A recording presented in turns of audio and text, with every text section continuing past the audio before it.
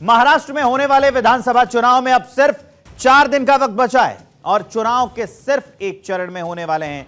ऐसे में विधानसभा चुनाव को देखते हुए सियासी दलों ने अपना पूरा जोर लगा दिया है। इस बीच एक बूथ तक बीजेपी का संदेश पहुंचे, इस नियत के साथ प्रधानमंत्री नरेंद्र मोदी ने आज महाराष्ट्र में बीजेपी के बूथ कार्यकर्ताओं से संवाद किया। मेरा बूथ सबसे मजबूत कार्यक्रम के तहत प्रधानमंत्री नरेंद्र मोदी बीजेपी के बूथ कार्यकर्ताओं से सीधे जुड़े और उनके साथ संवाद करते हुए बीजेपी के कार्यकर्ताओं को प्रधानमंत्री ने जीत का मंत्र भी दिया। पीएम मोदी ने बीजेपी कार्यकर्ताओं से बूथ स्तर पर जीत सुनिश्चित करने के लिए पूरी ताकत झोंक देने को कहा। क्या क्या कहा है वो मैं आपको बता रहा हूं। इसके साथ ही पीएम मोदी ने बीजेपी कार्यकर्ताओं, महिलाओं, युवाओं, किसानों के साथ बूथ स्तर पर बैठकें करें, ये कहा उन्होंने जो वहां कार्यकर्ता थे उनसे। इसके अलावा पार्टी के संदेश के प्रचार करने के लिए पेशेवर लोगों के साथ, जो प्रोफेशनल्स हैं, उनको अपने साथ जोड़ने के लिए प्रधानमंत्री नरेंद्र मोदी ने कहा। इसके अलावा कार्यकर्ताओं से एमवीए के झूठ को उजागर करने के लिए कहा। जो महाविकास अघाड़ी है, कहा कि जाके जो कार्यकर्ता हैं वो महाविकास अघाड़ी के झूठ को सबके सामने रखें, उजागर करें। तो ये सारी वो बातें थी जो आज मेरा बूथ सबसे मजबूत कार्यक्रम में प्रधानमंत्री नरेंद्र मोदी ने कही।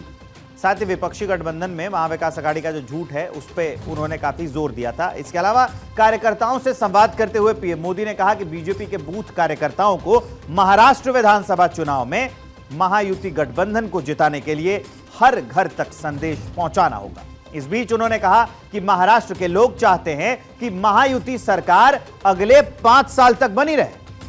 वहीं उन्होंने कहा कि महाराष्ट्र के लोग महायुति सरकार से बेहद खुश हैं और मैं जहां भी गया हूं मैंने ये प्यार देखा है। जब कहीं कोई नया इंफ्रास्ट्रक्चर प्रोजेक्ट शुरू होता है तो इससे जुड़े लोगों को फायदा होता है, साथ ही इससे रोजगार के नए अवसर तैयार होते हैं जिसका फायदा हर वर्ग को मिलता है। महायुति सरकार समाज के हर वर्ग के सशक्तिकरण का प्रयास कर रही है। यही फर्क है हमारी और अघाड़ी वालों की सरकार में। इस अंतर को लोग स्वयं महसूस कर रहे हैं। जब देवेंद्र जी हमारे मुख्यमंत्री थे तो इंफ्रास्ट्रक्चर के बड़े बड़े प्रोजेक्ट शुरू किए। ये प्रोजेक्ट महाराष्ट्र के भविष्य को ध्यान में रखकर तैयार किए गए थे, लेकिन अघाड़ी वालों को ये बर्दाश्त नहीं हुआ। उन्होंने बदले की भावना से महाराष्ट्र के कामों को रोक दिया। वो अब भी मन में यही इच्छा पाले बैठे हैं, उनको अवसर मिलेगा तो फिर से महाराष्ट्र को पीछे ला देने का काम करेंगे। भाजपा शुरू से ही मिडिल क्लास की आकांक्षाओं पर फोकस करती आई है। हाँ जी सर।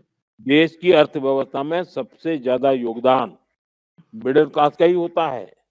अगर मिडिल क्लास मजबूत होता है तो देश की अर्थव्यवस्था मजबूत होती है। हमारी सरकार ने टैक्स के बोझ को भी बहुत कम कर दिया है। आप जिन परिवारों से बात करते हैं उन्हें वो समय याद दिला सकते हैं जब 2 लाख से ऊपर की कमाई पर टैक्स लगता था और मोदी आने के बाद 7 लाख रुपए तक कोई टैक्स नहीं लगता है, 0 टैक्स है। हमारी सरकार ने पीएम सूर्यघर योजना शुरू की, उससे लोगों को पैसों की बचत होगी और जिन 3 परिवारों ने आपको यहाँ बचत हो रही है उनकी बात लोगों तक पहुंचानी चाहिए।